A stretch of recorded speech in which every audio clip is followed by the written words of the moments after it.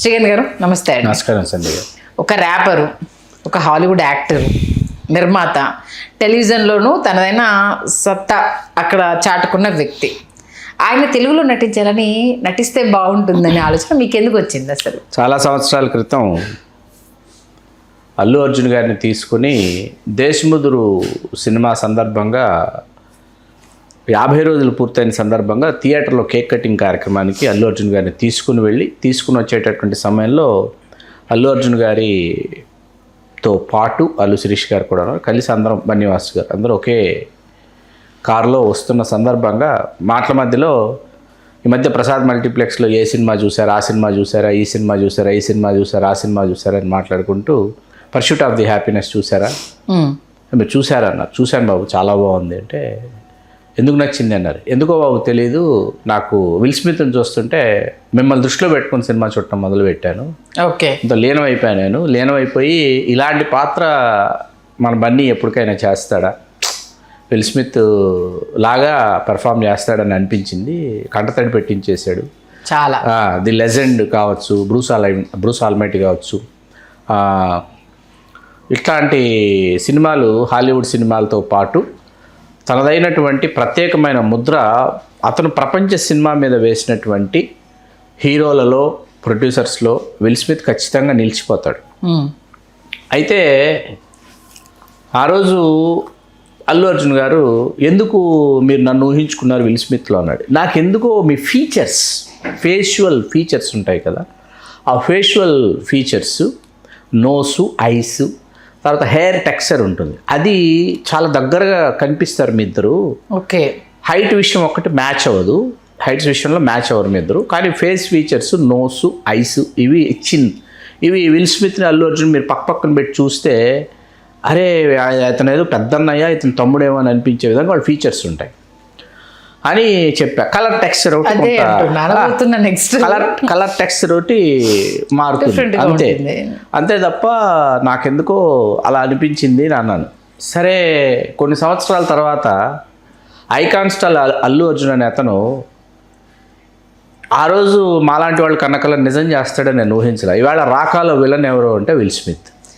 Okay, అందరూ షారుఖ్ ఖాన్ అనుకున్నారు, కానీ షారుఖ్ ఖాన్ గారు ఒక ప్రత్యేకమైన పాత్రలో నటిస్తున్నారు.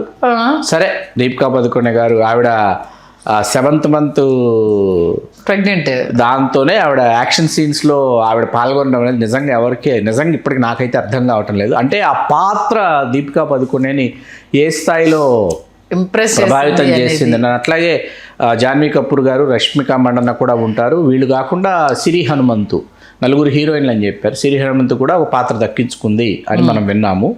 కాకపోతే షారుఖ్ ఖాన్తో పాటు విల్ స్మిత్ ఇందులో నటిస్తున్నారని తెలియగానే చాలా ఆనందం కలిగింది.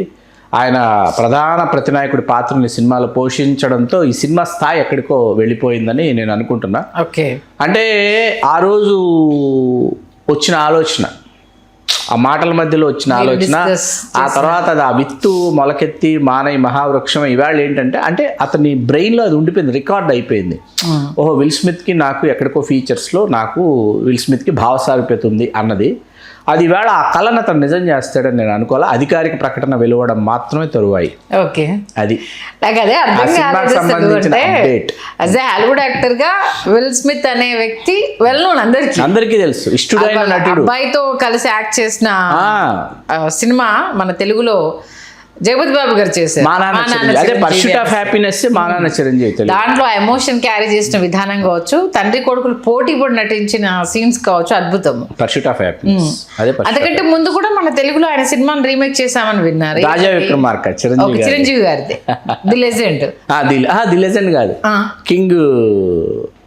కింగ్ సినిమా అది. ఓకే, అది రాజా విక్రమార్క, అది విల్ స్మిత్ గారి సినిమా. లెజెండ్ వచ్చేసి చాలా మందికి ఇష్టమైన సినిమా అండి. అసలు అద్భుతమైన నటుడు అతను, no doubt at all. Heights Allu Arjun Will Smith heights match అవ్వు, కలర్ టెక్స్చర్ ఒకటి మ్యాచ్ అవ్వదు, కానీ ఫీచర్స్ మీకు చాలా దగ్గరగా ఉంటాయి. మీరు ఒకసారి పరిశీలించి చూస్తే ఆ కళని ఇవాళ ఐకాన్ స్టార్ నిజం చేయడం అనేది ఆయన అభిమానులకే కాదు సినిమా ప్రియులందరికీ కూడా చాలా ఆనందంగా ఉంది. ఎందుకంటే బాలీవుడ్ హాలీవుడ్ యాక్టర్స్ నటించాలి, వాళ్ళతో పోటీ పడాలి, వాళ్ళని ఢీకొనాలి అనేటటువంటిది చాలా కష్టసాధ్యమైనటువంటి అంశం, సాధారణమైనటువంటి విషయం కాదు అది.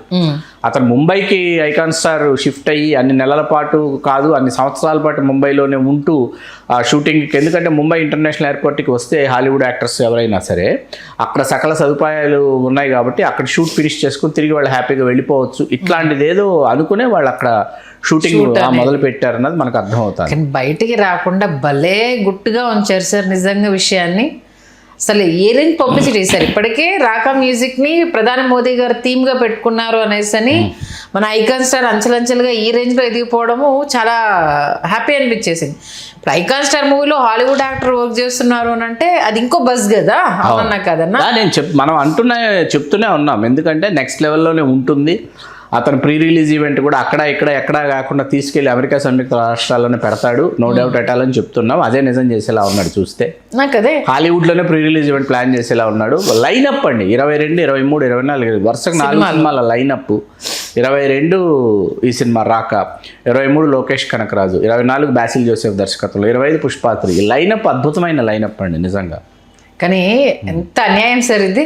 విల్ స్మిత్ గురించి అడగండి అని చెప్పారు కానీ అంటే మన తెలుగు హీరో నటించబోయే సినిమాలో ఆయన ఉండబోతున్నారని ఈ ట్విస్ట్ మీరు ఇస్తారని ఎక్స్పెక్ట్ చేయాలి. సీరియస్లీ మీరు అడిగినప్పుడు విల్ స్మిత్ గురించి ఆయన మన తెలుగు యాక్టర్ తెలుగు సినిమాలో నటించడం ఏంటి అని అన్నప్పుడు శ్రీకాంత్ గారు జోక్ చేస్తున్నారు అనేసి అనుకున్నాను.